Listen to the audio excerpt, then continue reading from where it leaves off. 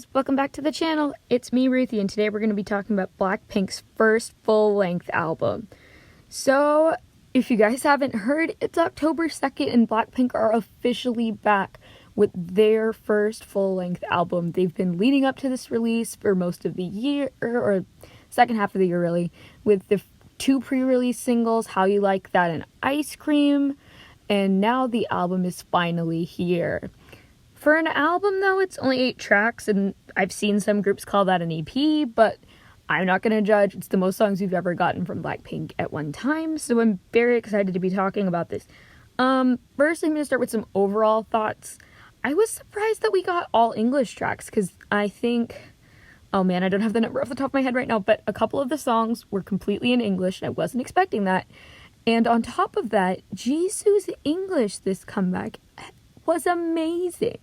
I'm so proud of her. It sounds so good. Her pronunciation is on point, and she really showed up for this album. Some other things. It's a very diverse album sound-wise. I feel like there wasn't a lot of like cookie cutter songs over and over on repeat, which is what I was really worried about. And I think that also comes from the fact that Teddy didn't produce every single song on this album, and I have never been more happy about that.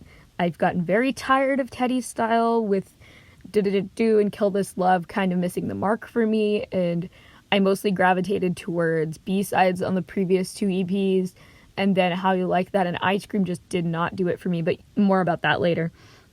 But this album has changed things. I feel renewed as a blank. I feel like this is a start of something new, and hopefully things will continue in this direction for Blackpink. I'm really excited for them. I'm really excited for this album, even though I tried not to hype myself up too much because I was scared about being let down after the last 2 singles, but I wasn't. So let's get straight into the album.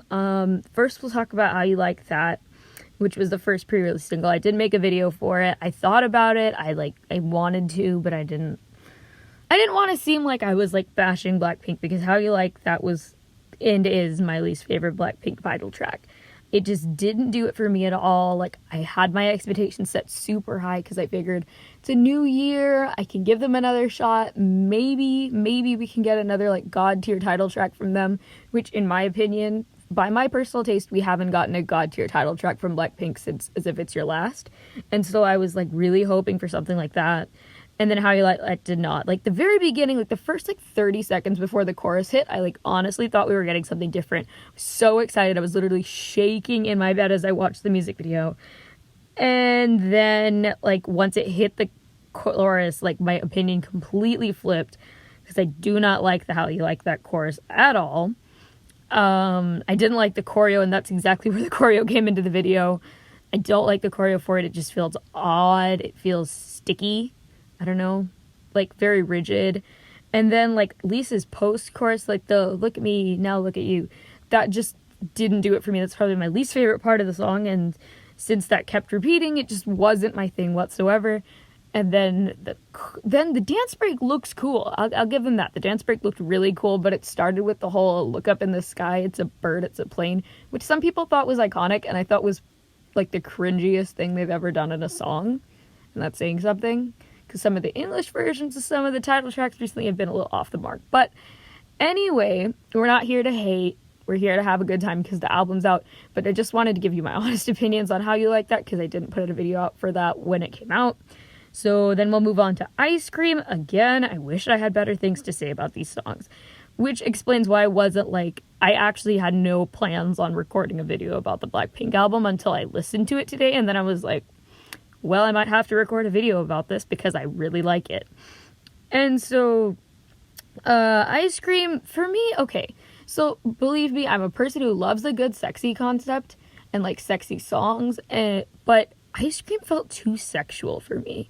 And, like, I can't even explain why. It's possibly because it was, like, predominantly in English and that the innuendos were so obvious. Because, like, even Hyuna has done a song called Ice Cream, and it's a sexy song, but it doesn't, like, leave me feeling weird the way Ice Cream did.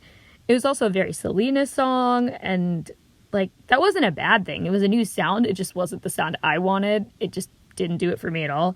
Lisa's rap slapped, though. It slapped so hard. Like, I was here for that. And the problem with Ice Cream is, even though it's, like, different from How You Like That and Kill This Love and do. The problem for this was that it's an unfortunate earworm, and it was literally in like everyone's YouTube videos recently, and so like it just kept getting wormed in my head, and I'd hear the chorus over and over and over. And I wish I could say it made me like it more. It didn't really. But the music video, though, was gorgeous. Like, I loved the music video. Everyone looks so good in Ice Cream. It's just that the song completely let me down. Like, the styling was on point. The music video was on point. Just the song completely missed the mark for my personal taste. So let's get into the actual album itself. I'm going in order of the track list, so I'm not going straight into the title track. I'm going to go with whatever's next on the list, which is Pretty Savage. Which is another very interesting song for me. So I listened to the album in order, other than Lovesick Girls, which I watched when the music video came out. But Pretty Savage is a song that's a lot like a pendulum for me, because as I listen to this song, it kind of swings back and forth between me liking it and hating it. But, because, like, I don't know, it was interesting. It's definitely, it's simultaneously a new and an old style for Blackpink. But some of my thoughts on it, the beat, like, because it's a very trap beat, right? Like, I think I read somewhere that's like a simple trap beat. It made Jisoo and Rose kind of rap, which was something we'd never really heard from them before, and they killed it. And then also them talking about F-boys and bitches in a Blackpink song. I was so like, what? I was like, what? They're allowed to say that? Oh my god, because I'm here for it. And then, oh my god, the bridge. The bridge, like, knocked me out of the water. That's my favorite part of the entire song by far. The bridge floored me. It was fabulous. And by the time I finished the song, like, because I listened to the song a couple times before I made my review to think about it, but I've come to the conclusion that Pretty Savage is a girl group version of Simon Says by NCT 127, which would explain why I don't like it as much as I want to, because Simon Says was not, it's arguably one of my least favorite NCT 127 title tracks, so like it kind of makes sense that I don't like this as much. But anyway, let's get on to Bet You Wanna featuring Cardi B. It's the first all-English track of the album, and I don't listen to a lot of rap, I don't listen to a lot of hip-hop, they're not really my style. So I'm not a big fan of Cardi B, so I didn't expect to like this song. Like, I expected this to be, like, bottom of my list. But it's actually one of my favorites from the album. I don't feel like Cardi's verse brought something to the song, but it's probably my least favorite part of the song, you know? But I did genuinely really like this song. Also, Jennie's vocals in this song. I'm not usually a fan of Jennie's vocals, but because I think she's a better rapper than a vocalist, and we have Rose and Jisoo as very good vocalists in Blackpink. But Jennie's vocals came out so strong and so well on this track. I was actually very pleasantly surprised by Jennie's vocals on this track, because I heard her vocals and I was like, who is that? Because I know it's not Jisoo, I know it's not Rose. They both have very distinct voices. And so I was like, who is that? So I had to like look it up, and then I was like, oh my god, that's Jennie. So I'm very excited about that. And then like the vocal, like, I guess it's mixing, the vocal mixing and the harmonies were so well done, and they're honestly what made this song as good as it was. The vocals during the chorus were amazing. How everybody's voices kind of like, they'd always pick like two people, like Elisa and Cardi, or I think Jisoo and Rose, not Jisoo, Jennie and Rose had a part where they like, their voices kind of like twisted together. That was beautiful. It sounded great. More of that from Blackpink, please. Moving on, let's get to the title track, Lovesick Girls. From the first teaser I heard of this song, I had the highest hopes for this song. Like, I didn't want to get my hopes high for this album, but I heard that like guitar and that folky sound, and I was like, oh my god, if we get something like this, I'm actually gonna die. It will end me. And for the first time in like 2 years, I was not disappointed by a Blackpink title track. And okay, actually 3 years now that I count. But like for the first time in like 3 years, I wasn't like completely disappointed by a Blackpink title track. Because I admit I liked Kill This Love like at the very beginning, and then it kind of wore off for me after a couple listens. But like Lovesick Girls is probably now one of my favorite Blackpink title tracks, and like one of my favorite Blackpink songs like of all time. I mean, Playing With Fire is always going to be up there for me. It's like my favorite Blackpink song of all time for so many reasons. But Lovesick Girls is definitely in my top 3 now. Like, it is insanely good. I adore it. It's definitely the kind of sound I wanted to hear from them. I've been waiting for a song like this for so long, and it just felt so good to get that from them. And it kind of feels like, I think I described it to my friend as if It's Your Last and Stay had a child, but I also feel like Don't Know What to Do had some influences in there. But oh my god, it's just so good. Another god tier bridge. Let me just say, the bridge of this song is amazing.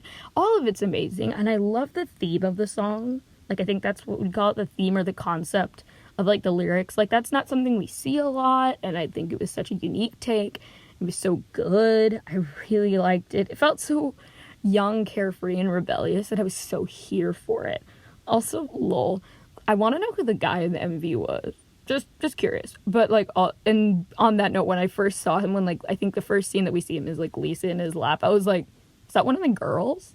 I don't think anyone else had black hair. And then I was like, oh my god, there's a boy in a Blackpink music video for the first time since possibly Playing with Fire. It's been a really long time since we've had a male character in a Blackpink music video, which is just a little moment there. But overall, I adore this song. It's probably my favorite song off the album, but it's my favorite of the 3 title tracks from the album. Yeah, I'm counting them all as title tracks. They were all released as title tracks. They were all promoted as title tracks. So it's my favorite title track of the album. Next up is Crazy Over You, which had such an interesting sound. They had a lot of traditional Korean sounds in there. I thought it was so fresh, so creative. It kind of reminded me of something we would have heard from Idol a long time ago, like near the beginning of their career. Not that they would still do that, but it had a very Idol feel to it. It's another all English bop. The pre-chorus is probably my favorite part. It reminds me of the Kill This Love pre-chorus, mostly in the format rather than the sound. But the chorus, again, was not my thing. As much as I love the pre-chorus, the chorus kind of felt like a stripped down How You Like That chorus. So since I said I didn't like the chorus of How You Like That, I didn't like the chorus of this. And then also, like, the very last bit, like, it's the very, very end. Like, the part right before the end kind of reminded me of the last bit of Forever Young, where, like, the beat changes completely. So I kind of felt like this song was, like, simultaneously something new and something old at the same time. Like, a blend of a bunch of old stuff plus this, like, new creative sound. And I was here for it. Next up is Love to Hate Me, which is my favorite full English song from the album. I think there's 3. There's Crazy Over You, Bet You Wanna, and I think Ice Cream had some Korean. So, and then this one. So those are the 3 all English tracks. This is my favorite of those. It had, a really solid pre-chorus, and the chorus, the lyrics. Oh, I love the chorus of Love to Hate Me so much. The wake up, yeah, makeup, maybe, I died. It was perfect. Kind of reminded me of CLC's No, but I liked it better than that. And just, oh my god, it's such an anti-hater anthem as well. Like, the last 2 songs on the album are very, like, directed towards their haters, kind of being like, we stand taller than that.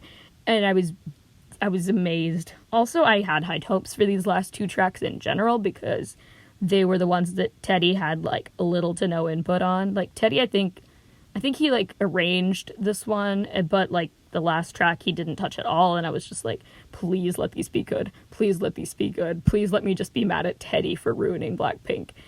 So, yeah, I'm allowed to hate Teddy because the songs without him were absolute bops. Which leads me to You Never Know, which is my favorite B-side on the album. Hands down. Of the English, of the Korean, completely, my favorite B-side was You Never Know. It's a softer song, but it also has some hard-hitting moments. And it's another anti-hater bop and a half, but it's more like them talking about how they've grown and how they've changed as they've been idols. It's such a beautiful song, honestly. Like, I wanted to write a whole paragraph about why this is my favorite song on the album, and it just came down to, it's so pretty. It's so pretty. It's so soft. It makes me soft. And, like, the lyrics are beautiful. And I put I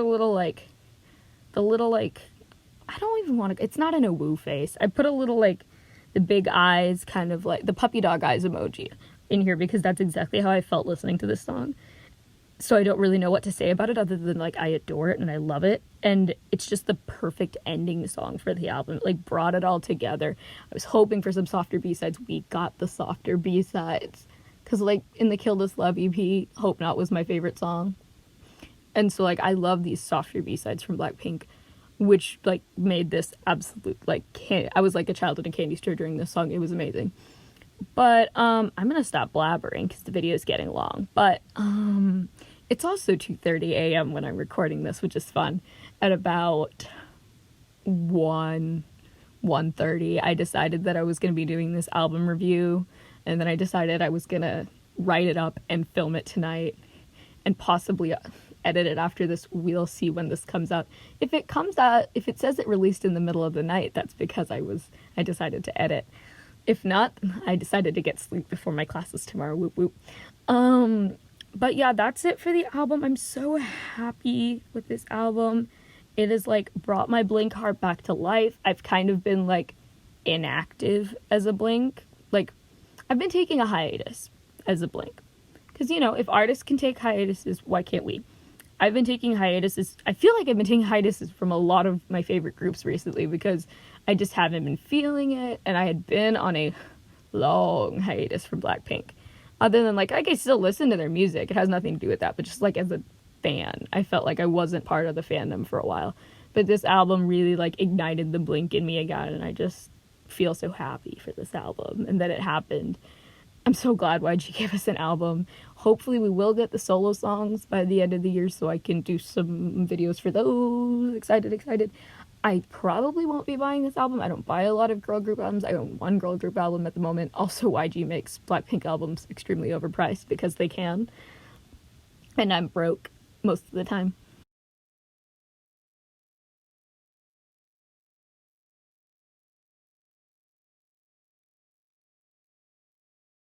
Just gonna plug this in here if you're watching this when it comes out.